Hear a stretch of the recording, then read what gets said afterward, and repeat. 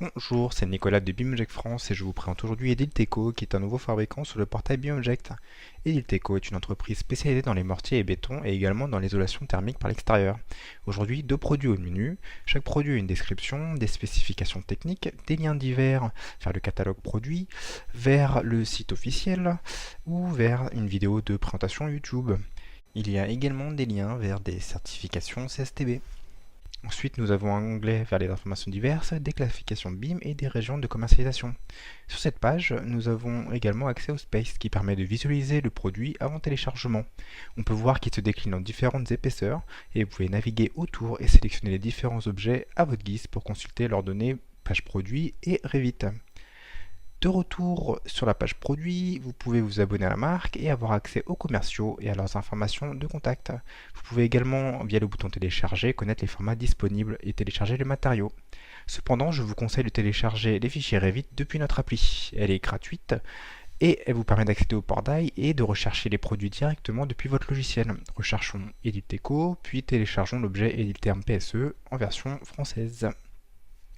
Le fichier RVT se télécharge, puis s'ouvre dans Revit sur une feuille de présentation.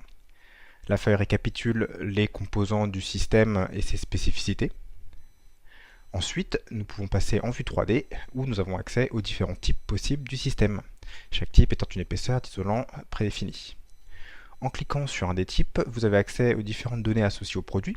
Vous pouvez ensuite modifier le mur, mais s'il est déconseillé de modifier sa hiérarchie, il est par contre encouragé de modifier ses matériaux. Tous les matériaux ont deux préfixes, un pour la marque et un deuxième pour le rôle du matériau. Et chaque matériau a sa fiche d'identité remplie, et chacun dispose d'un lien vers la page produit officielle adéquate, pour être en contact direct avec l'information fabricant. Par ailleurs, les isolants ont en plus des informations thermiques, avec des données de performance fournies par le fabricant, bien évidemment. Manipulons maintenant les objets. Suite au téléchargement des matériaux, je peux extraire l'archive zip. Cette archive est composée d'une ADS Calib et d'un dossier de texture. Ce dossier est divisé en sous-dossiers, le premier aspect avec les différents grains et le second nuancier avec les différentes teintes. Elles sont ici au nombre de 100 et elles ont toutes pour nom la référence officielle. Revenons dans Revit et modifions la finition d'un mur maintenant. Par principe, dupliquons un matériau, renommons-le, puis ensuite dupliquons l'onglet apparence. Dans cet onglet, il nous faut alors modifier la color map en sélectionnant une texture du dossier nuancier, puis la bump map en sélectionnant une texture du dossier aspect. Ceci fait, nous pouvons valider et voir le résultat en passant en mode réaliste et en zoomant. Bien évidemment, le grain devient visible avec un zoom suffisant. Si nécessaire, nous pouvons appliquer assez facilement ce nouveau matériau à un autre mur, simplement en le resélectionnant. Nous pouvons faire de même avec un autre type, après duplication de principe et renommage du matériau. Nous pouvons changer la color map, puis la mat, puis valider. Là aussi, le grain choisi étant un peu différent, il va nous falloir zoomer pour voir un résultat qui est bien évidemment en phase avec ce qui était souhaité.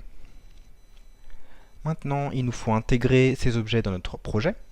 Pour ce faire, ouvrons notre projet, puis allons dans l'onglet Gérer, transférons les normes du projet, sélectionnons la source, puis désélectionnons tout pour ne garder que les types de murs et les matériaux. Et validons ensuite. Les types de murs Edilteco sont donc désormais disponibles dans notre projet et utilisables comme n'importe quel mur multicouche. Bien évidemment, en allant dans les propriétés du type, je peux voir que les couches, les matériaux et les informations relatives à ceux-ci sont toujours présents. L'ITE étant très souvent pratiqué en rénovation, voyons donc maintenant comment intégrer facilement les complexes Edilteco à nos existants. Sélectionnons un type, 100 mm par exemple, dupliquons-le par principe et remontons-le. Puis modifions sa hiérarchie pour l'utiliser dans une logique multicouche. Il suffit simplement de placer les deux premiers matériaux dans la couche principale et défausser le porteur. Et le tour est joué. Je peux donc ensuite tracer mon ITE depuis son nu intérieur en superposition du porteur. Et vérifier bien évidemment que les angles sont bien connectés. On peut voir ici le mur multicouche et là le monocouche. Attention ensuite à nos ouvertures, car Revit ne crée pas automatiquement les baies. On peut voir ici que l'ITE passe devant la fenêtre. Il faut, pour rectifier ce souci, simplement attacher les deux couches. Et Revit fait le reste. on peut voir que malgré le fait qu'elles soient attachées, elles gardent leur autonomie. Une fois attachées en plan, on peut même voir que l'enduit se retourne en tableau.